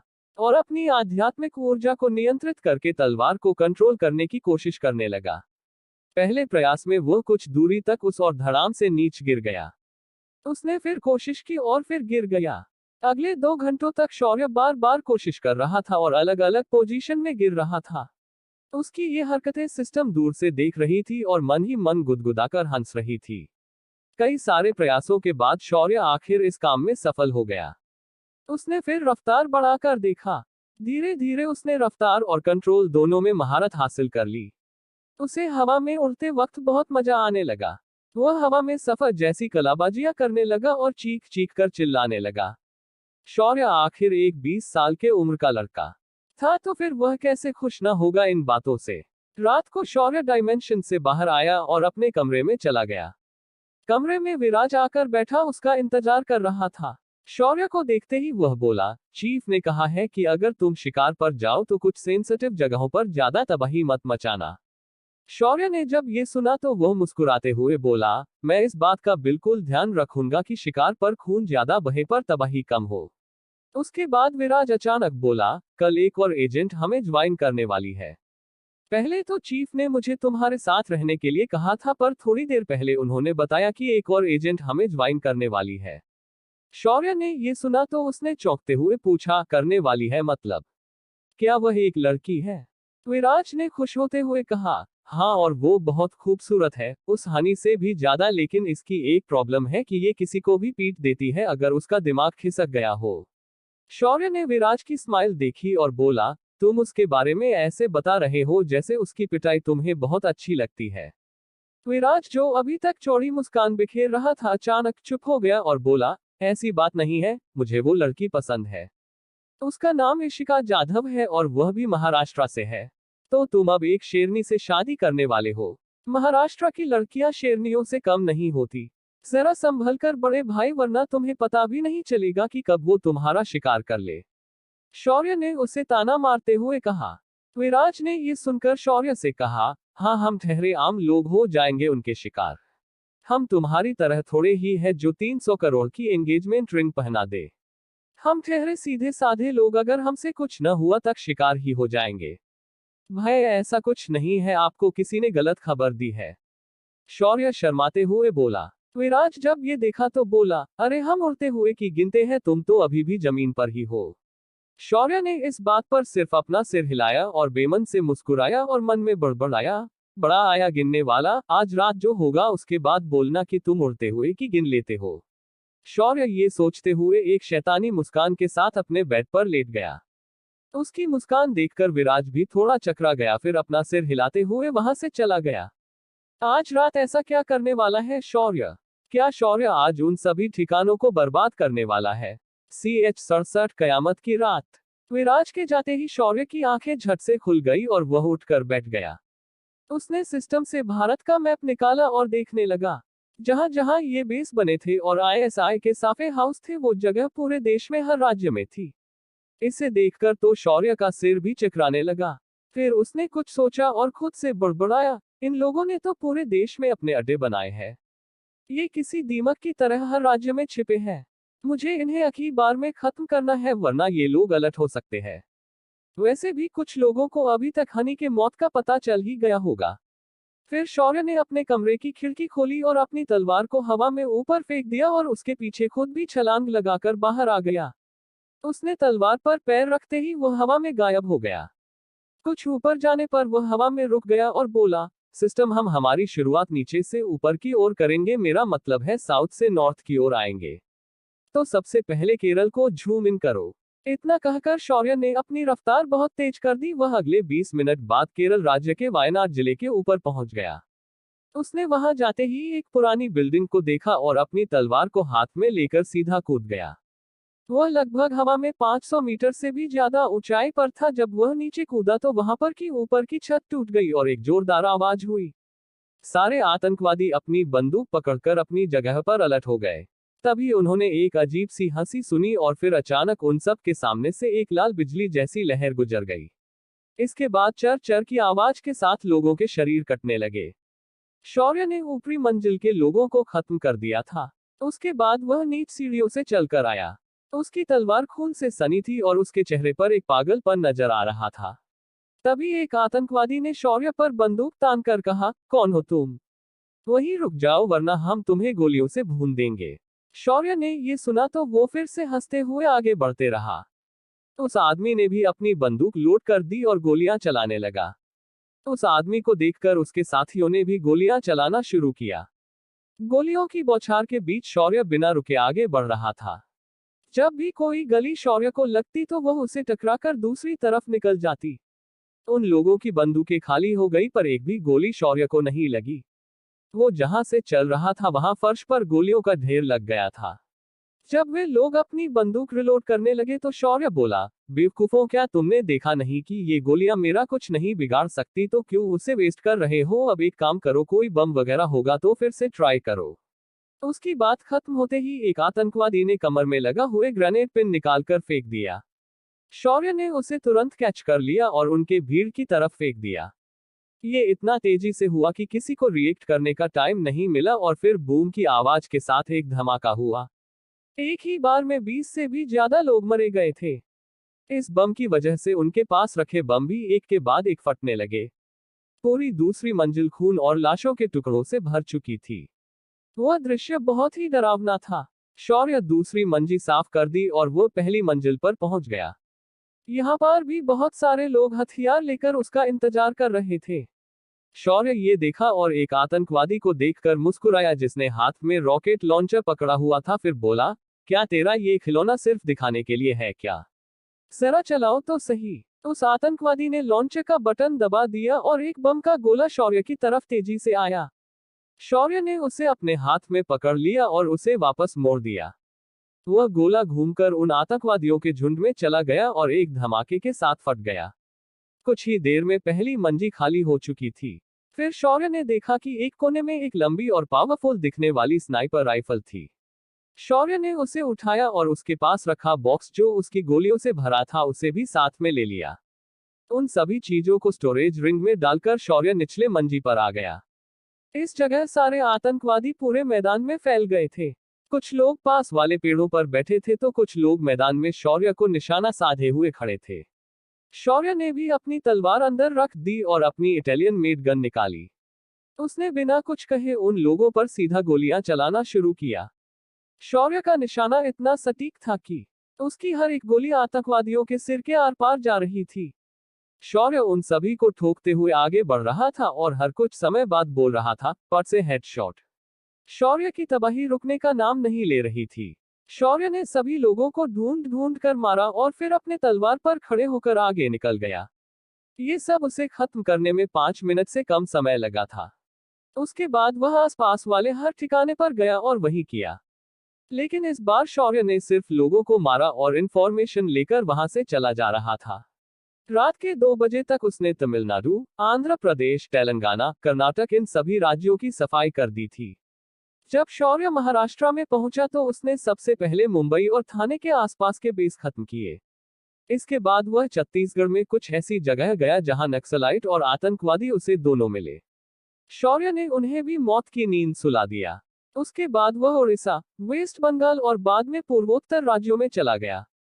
जब वह असम पहुंचा तो उसने यहां पर हर गांव में एक आतंकवादी बेस पाया। शौर्य ने इसे भी बड़ी तेजी से साफ कर दिया। उसके बाद उसने पैर 7 सिस्टर्स को खाली कर दिया। जब शौर्य वापस बिहार पहुंचा तब तक रात के 4 बज चुके थे। शौर्य तुरंत अपने काम पर लग गया और अपनी सफाई तेज करी। आधे घंटे में पूरा बिहार साफ हो चुका था। उसके बाद उसने झारखंड में एंट्री मारी। इसे बाद में लिया क्योंकि यहाँ पर सिर्फ कुछ ही बेस बने थे जिन्हें शौर्य ने 20 मिनटों में खत्म कर दिया। उसके बाद अब शौर्य पहुंच गया था देश के सबसे बड़े राज्य में, वह था उत्तर प्रदेश। यह राज्य हमेशा आतंकवादियों को पनाह देने के लिए सुर्खियों में रहा था। शौर्य अंदर जाते ही हर उस बेस को इस तरह तबाह किया कि उस बेस की दीवारें वहां पर हुए तबाही की साक्षी बन गए। सारे बेस खून से रंग दिए गए थे। उसके बाद वह मध्य प्रदेश पहुंचा और फिर वही तबाही शुरू कर दी। अब तक लोगों की चहल पहल बढ़ गई थी तो मुठभेड़ में लोगों की चीखें बाहर तक सुनाई देने लगी, लेकिन जब लोग वहां पर पहुंचे तो उन्हें यहां पर कटी फटी लाशें मिली। जब शौर्य राजस्थान के बॉर्डर एरिया तक पहुंच गया था तब तक सभी लोगों को ये बात पता चल चुकी थी। सुबह 5 बजे ही विराज ने शौर्य के अनुपस्थिति के बारे में चीफ को बता दिया था। जब तक वे उसे इंटरसेप्ट कर पाते शौर्य राजस्थान में पहुंच गया था। यहाँ पर तो तबाही ऐसी थी कि बेस के आसपास की रेत भी लाल हो गई थी। ये सब करने के बाद शौर्य ने उगते हुए सूर्य को प्रणाम किया और बॉर्डर पर खड़े रहकर पाकिस्तान को एक बार ध्यान से देखा और बड़बड़ाया, बस कुछ दिन और जब मैं डिपार्टमेंट में आऊंगा तो तुम लोगों के यहाँ मैं खून की होली खेलूंगा। इस समय शौर्य खून से नहा चुका था। वह पूरी तरह थक चुका था। उसने तलवार का आकार बढ़ाया और उसी पर लेट गया और वापस चलने को बोलकर सो गया। उसकी तलवार ने भी उसे सोने दिया और वापस मुड़ गई। शौर्य अगले 2 घंटों तक सोया रहा। जब उसकी आंख खुली तो उसने खुद को द्वारिका के समंदर के ऊपर पाया। क्या सही पंजाब, हरियाणा और कश्मीर जाएगा या फिर उन राज्यों को छोड़ देगा? क्या चीफ इस बात पर कुछ एक्शन लेंगे?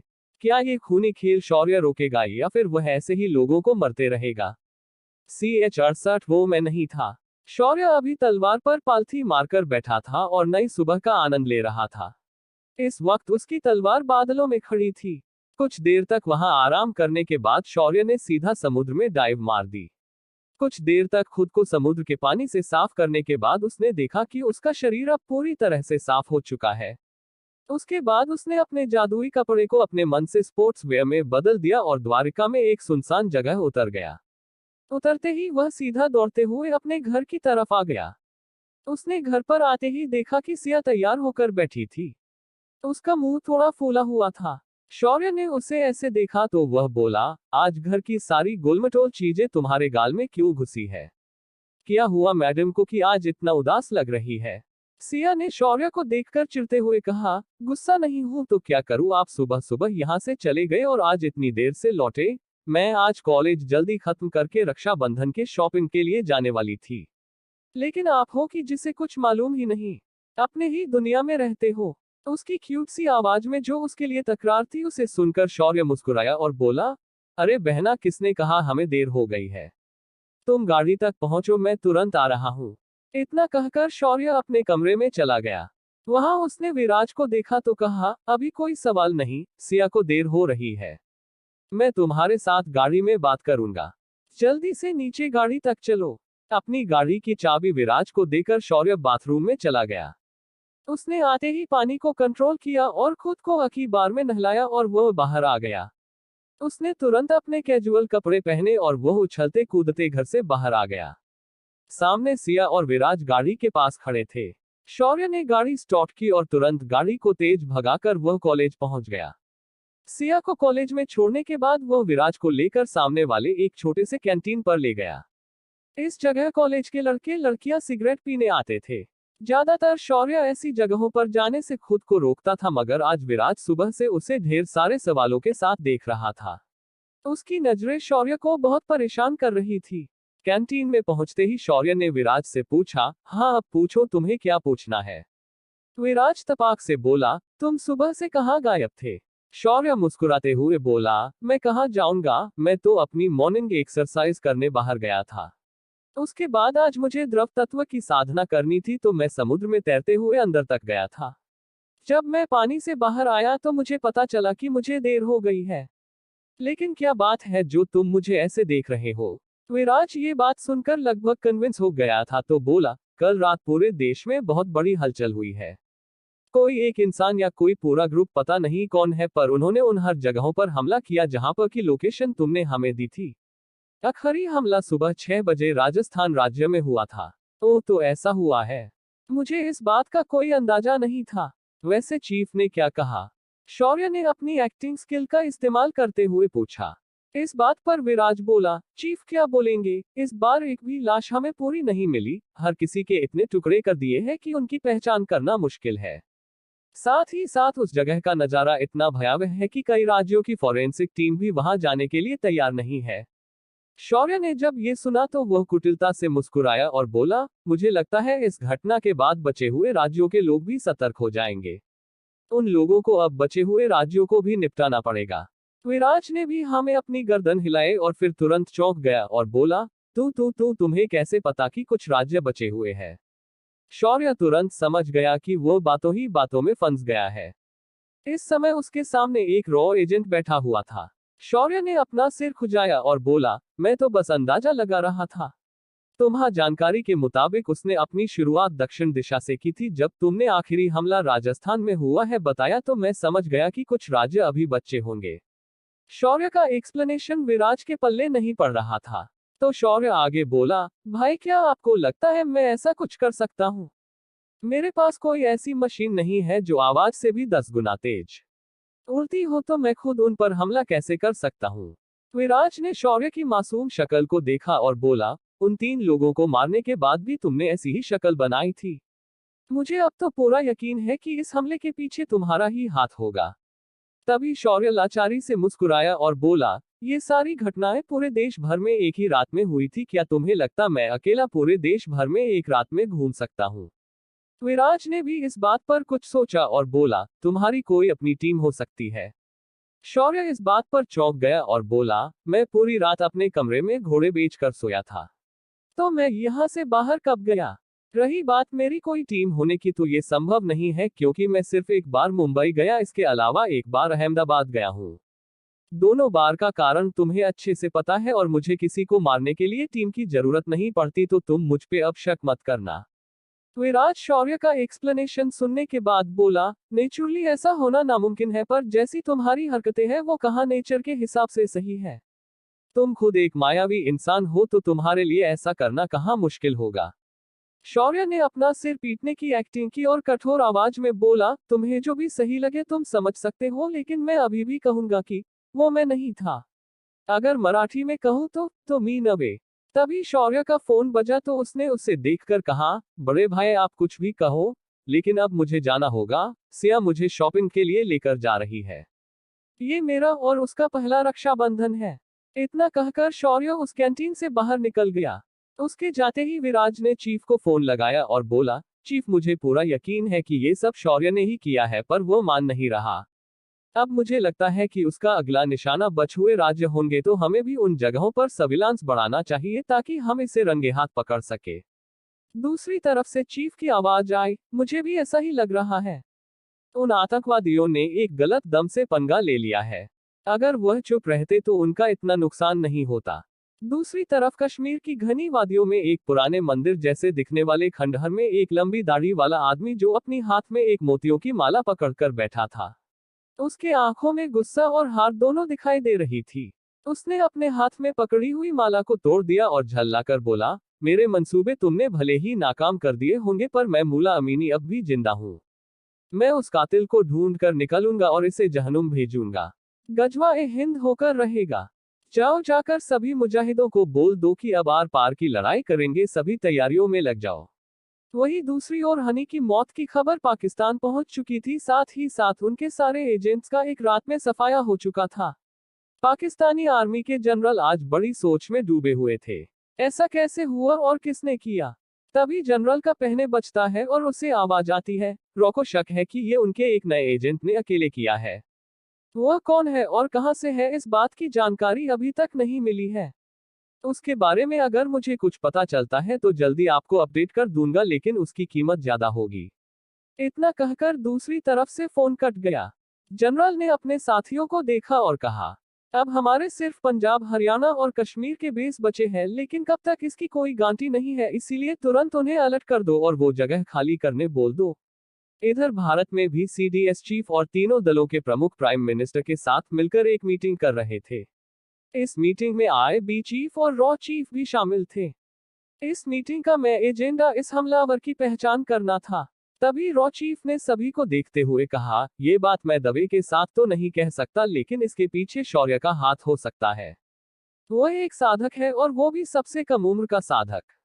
रही बात उस पर मुझे शक होने की, तो इन सारे बेस की जानकारी कल उसने उस लड़की से निकली थी, वो भी सिर्फ उसके सिर पर हाथ रखकर। अगर वह ये कर सकता है तो वो उन लोगों को ढूंढ कर खत्म भी कर सकता है। उसकी पुष्टि इस वीडियो से हो जाएगी। इतना कहकर रॉ चीफ ने शौर्य का वह अहमदाबाद वाला वीडियो प्ले किया। इस वीडियो की लेंथ सिर्फ 5 सेकंड्स की थी, लेकिन इसे स्लो मोशन में कैप्चर करके 2 मिनट की बनाई थी। इस वीडियो में उन्होंने देखा कि शौर्य एकदम बयान तरीके से उन लोगों को गाजर मूली की तरह काट रहा था। इस वीडियो को इस बार सभी ने बड़े ध्यान से देखा और प्राइम मिनिस्टर की तरफ देखने लगे। प्राइम मिनिस्टर के चेहरे पर एक मुस्कुराहट थी। फिर उन्होंने रॉ चीफ को देखकर कहा, लड़का काफी दमदार है, इसे तुरंत फोर्स में शामिल कर लो। रही बात यहाँ मरे लोगों की, तो मीडिया से कह देना ये एक इंटेलिजेंस ब्यूरो का ऑपरेशन था और मरे हुए सारे लोग आतंकवादी और आईएसआई एजेंट थे जो देश में बड़ा हमला करने वाले थे। प्राइम मिनिस्टर फिर रुके और बोले, अगर कोई कहे कि ये लोग मासूम थे, भटके हुए थे, तो वो सारे डॉक्यूमेंट्स मीडिया में रिलीज कर देना, और जो पॉलिटिशियन इन लोगों से रिलेटेड थे उन्हें भी आगाह कर देना कि अगली बारी उनकी हो सकती है। इतना कहकर प्राइम मिनिस्टर वहां से मुस्कुराते हुए चले गए। अब क्या होगा आगे? CH-69 धोखेबाज एक्स गर्लफ्रेंड। दूसरी तरफ दोपहर को शौर्य सिया को लेकर शॉपिंग करने चला गया। इस वक्त सिया ने शौर्य और अपने लिए ढेर सारे ब्रांडेड कपड़े खरीदे और सारा बिल शौर्य के नाम पर फाड़ दिया। उसके बाद वह ज्वेलरी शॉप में चली गई और शौर्य के लिए अच्छी राखी ढूंढने लगी, मगर उसे उसके पसंद की राखी नहीं मिली। उसी वक्त मॉल में दो लोग अंदर आ गए और शौर्य और सिया के पास जाकर उनके सामने खड़े हो गए और बोले, अरे ये तो वही फटीचर शौर्य है ना, जो अग्निहोत्री खानदान का होकर भी उनका नहीं है। आज यहाँ क्या इस लड़की को ज्वेलरी शॉप दिखाने लेकर आया है क्या? शौर्य ने जब अपना सिर उठाकर इन दोनों को देखा तो उसकी भौहें सिकुड़ गई। ये दोनों कोई और नहीं उसके कॉलेज के क्लासमेट थे, निशा रस्तोगी और विनीत चौहान। शौर्य जब कॉलेज में था तो वह निशा को बहुत पसंद करता था। एक दिन निशा ने एक शर्त के चलते शौर्य को अपना बॉयफ्रेंड बनाया। सीधा साधा शौर्य उसकी इस चाल को समझ नहीं पाया और उसने उसके लिए बहुत कुछ किया। पर एक महीने बाद उसे विनीत ने अपनी पार्टी में बुलाया और शौर्य के सामने ही उसने निशा को किस करते हुए शौर्य को अपमानित किया था। उसके बाद विनीत और उसके दोस्तों ने शौर्य को धक्के मारकर बाहर निकल दिया था। शौर्य के चेहरे पर एक शैतानी मुस्कुराहट आई और उसने विनीत को चिढ़ाते हुए कहा, अरे तुम तो वही हो न जिसने मेरी छोड़ी हुई गर्लफ्रेंड को अपना बना लिया। पता नहीं इस दुनिया में ऐसे लोग भी हैं जो किसी का जूठा उठाकर बड़े शान से घूमते हैं। शौर्य का ताना इतना कड़वा था कि निशा खुद शर्म से लाल हो गई और विनीत गुस्से से तन-तनते बोला, दो कौड़ी के आदमी, तेरी हिम्मत कैसे हुए मेरी गर्लफ्रेंड को ऐसे बोलने की, मैं तेरा मुंह तोड़ दूंगा। तभी शौर्य आगे बोला, हे भगवान, मैंने सुना था कि सच कड़वा होता है, आज देख भी लिया। चलो कोई ना, ये तो कुछ लोगों के शौक की बात होती है। तभी निशा बोली, शौर्य अपनी औकात में रहो, भूलो मत तुम भले ही अग्निहोत्री फैमिली से हो लेकिन तुम्हारी औकात उस घर में कुत्ते से भी बदतर है। अगर मैंने अपने डैड को बताया तो वो तुम्हें सीधा अंदर डाल देंगे। तभी शौर्य व्यंग से मुस्कुराया और डरते हुए बोला, ओह माँ माताजी, मैं तो डर गया, मुझे कोई तो इस लड़की से बचा लो वरना ये अपने बाप को कहकर अंदर डाल देगी। अचानक शौर्य की आवाज बदल गई और उसने लगभग चिल्लाते हुए उससे कहा, तेरे बाप की इतनी औकात नहीं कि वह मुझे छू भी सके। अगर यकीन ना हो तो उसे तू खुद फोन करके बोल देना कि शौर्य उन्हें ये सब कह रहा था। फिर देखना तेरा टकला बाप क्या बोलता है। और हाँ, तुम अपनी औकात में रहा करो वरना कहीं लेने के देने ना पड़ जाए। तुम जो कमिश्नर की बेटी होने का घमंड करती हो न उसे अपने बाप के सामने दिखाया करो, मुझे नहीं। तभी विनीत, जो इतनी देर से शौर्य की अपमानजनक बातें सुन रहा था, वह अपने आप को रोक नहीं पाया और शौर्य पर एक मुक्का मारने के लिए आगे बढ़ा, पर तभी उसके पैर से क्रैक की आवाज आई और वह जमीन पर गिर गया। जब विनीत ने नीचे देखा तो उसकी आंखें फटी की फटी रह गई। उसके राइट लेग के घुटने के नीचे का हिस्सा टूट चुका था और वो भी इतनी बुरी तरह से कि उसकी हड्डी तक बाहर आ गई थी। जब विनीत को दर्द का एहसास हुआ तो वह किसी कटने वाले सूअर की तरह चीखे जा रहा था। शोरूम का मैनेजर, जो इस वाकये को दूर खड़े रहकर देख रहा था, वह दौड़कर आया और बोला, ये प्रॉपर्टी रायजादा फैमिली की है और यहाँ आकर फाइट करना अलाउड नहीं है। आपने हमारे शोरूम का रूल तोड़ा है, इसलिए आपको हमें फाइन देना होगा। जब शौर्य ने रायजादा फैमिली का नाम सुना तो उसके माथे पर बल पड़ गए और उसने उस मैनेजर को गुस्से से एक जोरदार पंच उसके पेट में मार दिया। उसके एक पंच से ही मैनेजर के सारे इंटरनल ऑर्गेन्स हिल गए और उसने खून की उल्टियां कर दी। शौर्य उस मैनेजर के सामने झुका और बोला, तेरे मालिक नितिन रायजादा को फोन कर और उसे बोलना कि शौर्य यहाँ उसका इंतजार कर रहा है। अगर वह अगले 10 मिनट में नहीं आया तो मैं एक एक करके सारे स्टाफ के हाथ पैर तोड़ना शुरू कर दूंगा। इतना कहकर शौर्य फिर विनीत को देखकर बोला, क्यों बे छुछुंदर, तू बहुत उड़ रहा था ना, अब उड़ के दिखा, मेरा मतलब है सीधे खड़े होकर तो दिखा। कभी भी खुद को इतना बड़ा भी मत समझना कि कोई दीमक तुम्हें अंदर से खोखला कर दे। इस वक्त मैं वो दीमक हूं जिसने तुम्हें खत्म कर दिया क्योंकि तू खुद को बहुत बड़ा समझ रहा था। फिर शौर्य ने एक चेयर खींची और सिया को बिठाते हुए बोला, ये शोरूम तुम्हारे मामा का है, तो तुम्हें जो चाहिए वो ले सकती हो, वो डेढ़ पसली तुम्हें कुछ नहीं बोलेगा। सिया ने जब ये सुना तो वह समझ गई कि आज उसका मामा एक तो शौर्य के हाथों मारा जाएगा या अपाहिज हो जाएगा। 10 मिनट पूरे होने में सिर्फ कुछ ही सेकंड्स बाकी थे, ये देखकर मैनेजर की हालत खराब हो रही थी। तभी शौर्य एक स्टाफ मेंबर की ओर मुड़ा और उसके पास जाने लगा।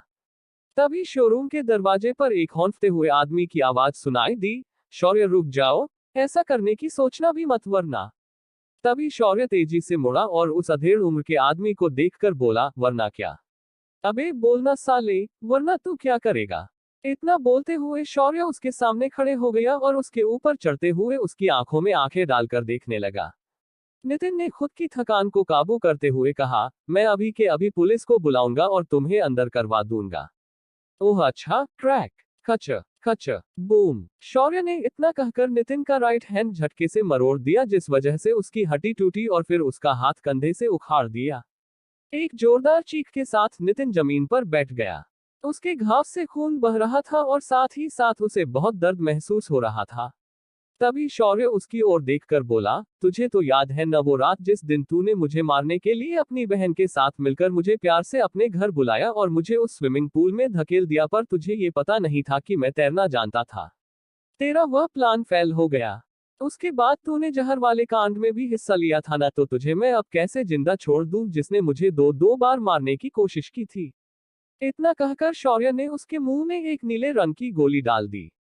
गोली अंदर जाते ही उसके मुंह में घुल गई और नितिन का शरीर धीरे धीरे नीला हो गया।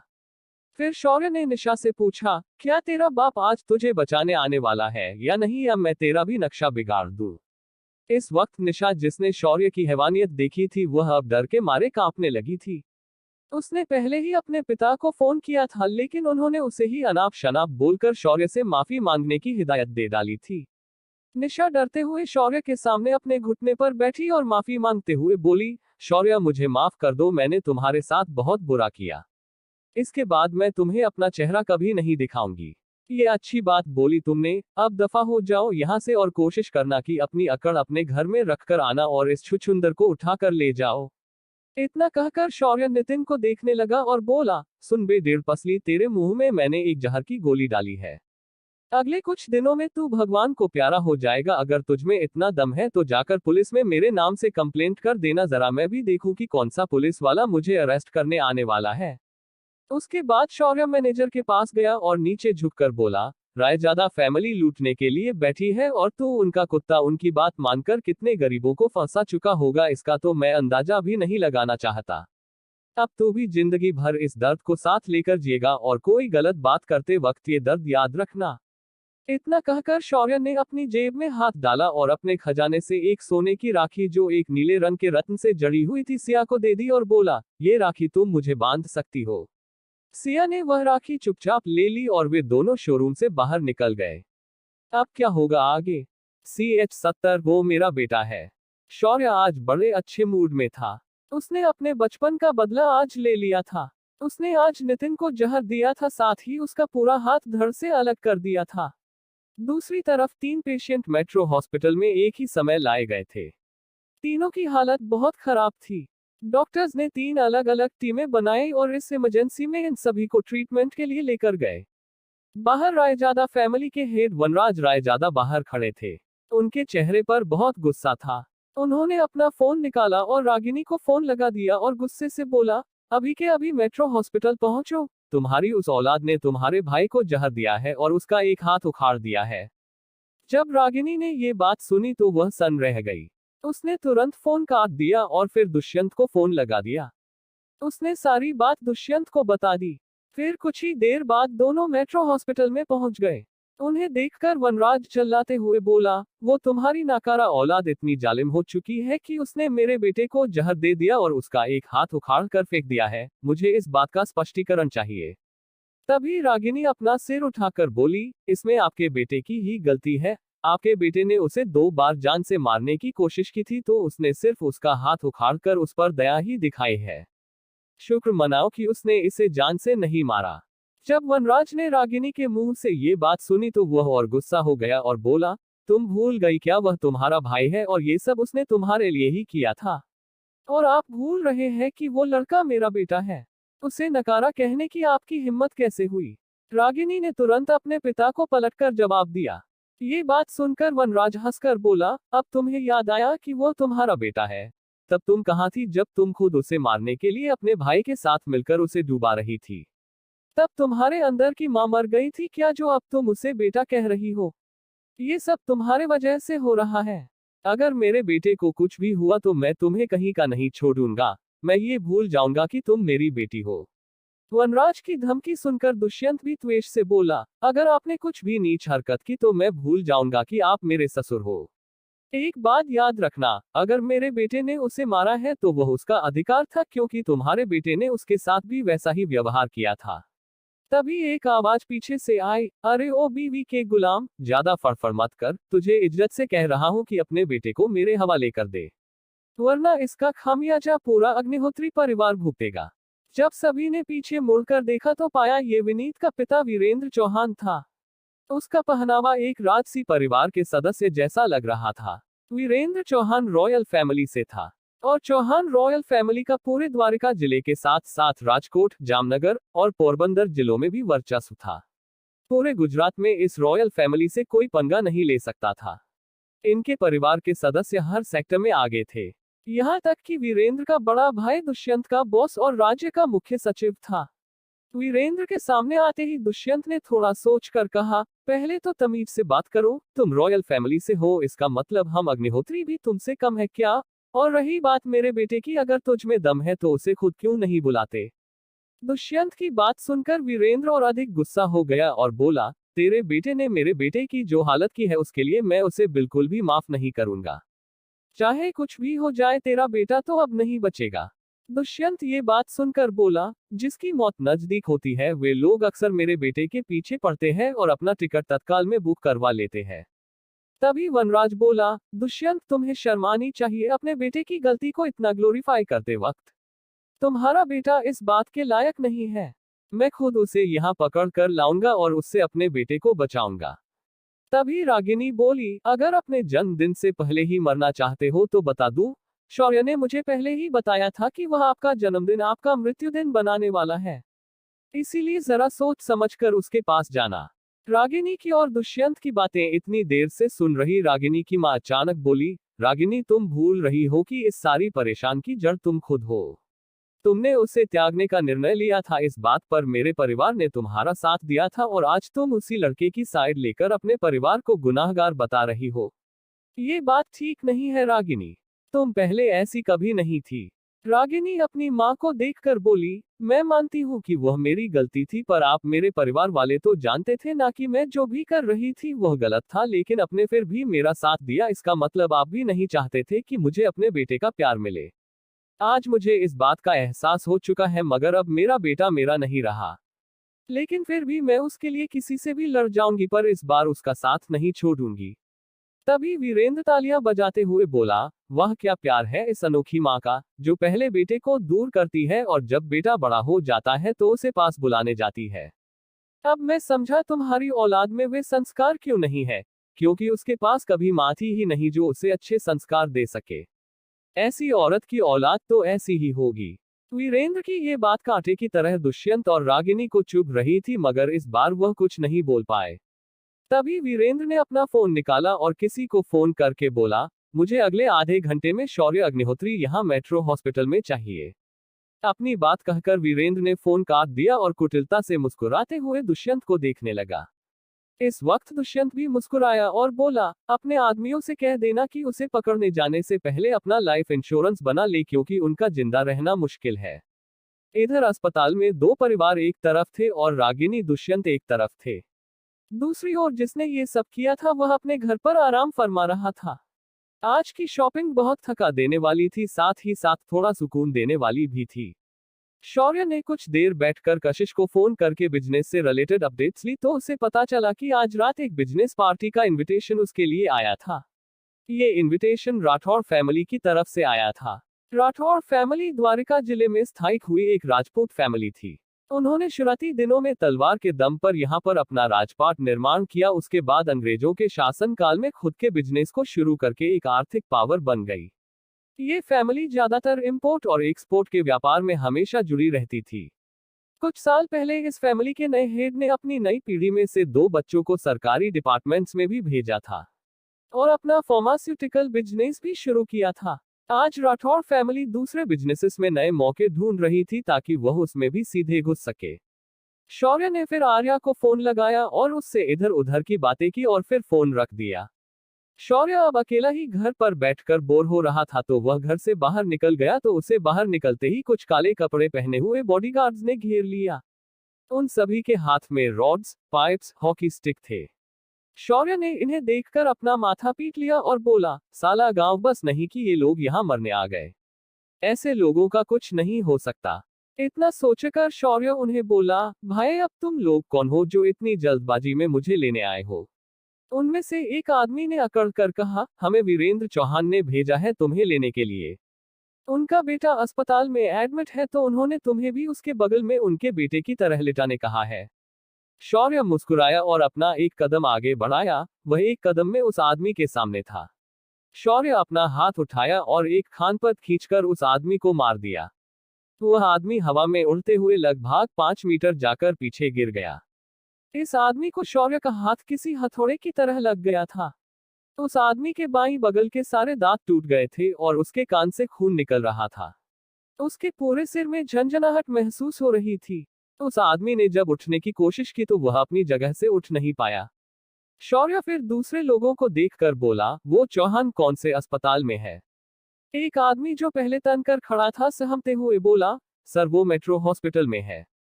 ओह ठीक है, तुम लोग इस गधे को भी वहीं लेकर जाओ और रही बात चौहान की तो मैं खुद उससे मिलने वहां पर जा रहा हूँ। मुझे कुछ पंगे अधूरे रखने की आदत नहीं है। अब क्या करेगा शौर्य आगे? CH-71 वीरेंद्र की पिटाई। शौर्य अपनी बुगाती वेरॉन निकालकर सीधे अस्पताल चला गया। मेट्रो हॉस्पिटल शहर के बीचों बीच बना हुआ था। यहाँ लोगों की आवाजाही बहुत थी। लोग यहाँ पर हर तरह के इलाज के लिए आते थे। आज के वक्त में इस अस्पताल में हर तरह की बीमारी ठीक की जाती थी। शौर्य ने अपनी कार अस्पताल के पार्किंग एरिया में लगा दी और वह सीधे अंदर चला गया। शौर्य ने ऊपर जाकर स्पेशल सेक्शन में एंट्री ली। वहां पर शौर्य के सामने उसके माता पिता और रायजादा परिवार वाले दिखे। दूसरी तरफ एक राजसी कपड़े पहने हुए एक आदमी इधर उधर घूम रहा था। वो वीरेंद्र चौहान था। शौर्य ने आते ही सभी को ध्यान से देखा और फिर चलते हुए वीरेंद्र के पास पहुंचा। वीरेंद्र ने भी शौर्य को आते हुए देखा तो वह रुक गया, फिर कुटिलता से मुस्कुराया और बोला, देखा ये कैसे मेरे पास खुद आ गया। अब मेरे पैरों में पड़कर मुझसे माफी मांगो, ताकि मैं सोची कि तुम्हारे ऊपर दया की जानी चाहिए या नहीं। तभी छिटाक की आवाज के साथ वीरेंद्र उड़कर बगल में जा गिरा। शौर्य ने अपना हाथ झटका और बोला, तुम जैसे बेवकूफ माँ बाप जो अपने बच्चों की गलती पूछने के बजाय उसको किसी जंग के सिपाही की तरह देखते हो और सामने वाला कोई कीड़ा मकोड़ा। क्या तुम्हारी औकात इतनी बढ़ गई कि तुम मुझसे अपने पैर छूने कहोगे? तुम्हें इतना ही शौक है तो तुम्हारे आज मैं पैर तुम्हारे हाथ में दे देता हूँ। इतना कहकर शौर्य आगे बढ़ा और एक लात के साथ उसका बायां पैर तोड़ दिया। वीरेंद्र जिसे असहनीय दर्द हो रहा था वह चीखने लगा। उसकी चीख सुनकर अस्पताल वाले दौड़ते हुए आए तो शौर्य ने उन्हें ठंडी नजरों से देखकर कहा, इन भाई साहब को अपने पैर पकड़ने का शौक है, उसका पैर उसके हाथ में दे दो। इतना कहकर शौर्य रायजादा फैमिली को देखकर मुस्कुराया। उसकी मुस्कान बहुत डरावनी थी। वनराज ने उसकी मुस्कान देखी तो उसके दिल की धड़कन रुक सी गई। शौर्य अपने पॉकेट में हाथ डालकर धीरे धीरे वनराज के पास पहुंचा और हिकारत से बोला, क्यों बे बुड्ढे, और कैसा लग रहा है तेरे बेटे को मरते हुए देखकर? मुझे तो भाई बहुत मजा आ गया।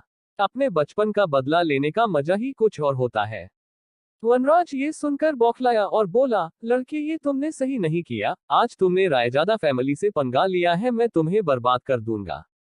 हाँ हाँ हाँ बुढ़े, दिन में सपने देखना छोड़ दे वरना कहीं मुझे बर्बाद करने के चक्कर में तुम खुद ना बर्बाद हो जाओ। इतना कहकर शौर्य ने वनराज के गालों को थपथपाया। वनराज का इतना अपमान आज तक किसी ने नहीं किया था, लेकिन इस कल के लड़के ने सारी हदें पार करके उसका इतना बुरा अपमान कर दिया था। इस वक्त वनराज चाहे तो भी कुछ नहीं कर सकता था। उसने खुद देखा था कि शौर्य की एक ही झापड़ में वीरेंद्र सीधा उड़कर दूर जा गिरा था। अगर उसने कोई गलती कर दी तो शौर्य उसे भी वीरेंद्र की तरह कहीं मार न दे। शौर्य का बर्ताव किसी गुंडे से कम नहीं था। वह बोलता कम और पीटता ज्यादा था। उसका खौफ तो रागिनी और दुष्यंत के मन में भी था। कुछ ही देर में तीनों इमरजेंसी दरवाजे खुले और विनीत, नितिन और उस मैनेजर को बाहर लाया गया। शौर्य ने उन तीनों को देखा और शैतानी हंसी हंसते हुए बोला, देखा अपनी लापरवाही का नतीजा। जीवन में इंसान को सही संगत, सही आचरण की शिक्षा घर से मिलनी चाहिए, वरना ऐसी हालत होती है। फिर उसने रागिनी को देखकर कहा, अभी तो तेरे परिवार का सिर्फ एक सदस्य हुआ है, अभी भी बहुत लोग बाकी है। आज भाई गया है, अगली बार कोई और फड़फड़ाया तो वो भी इस तरह धीरे धीरे मरेगा। जब रागिनी ने ये सुना तो उसने अपने होंठ भींच लिए, उसके आंखों से आंसू टपक रहे थे। उसके कर्मों की सजा उसके मायके वालों को मिल रही थी। ये सजा भी बहुत दर्दनाक थी। तभी दुष्यंत बोला, शौर्य, ये बदला लेने का कोई सही तरीका नहीं है।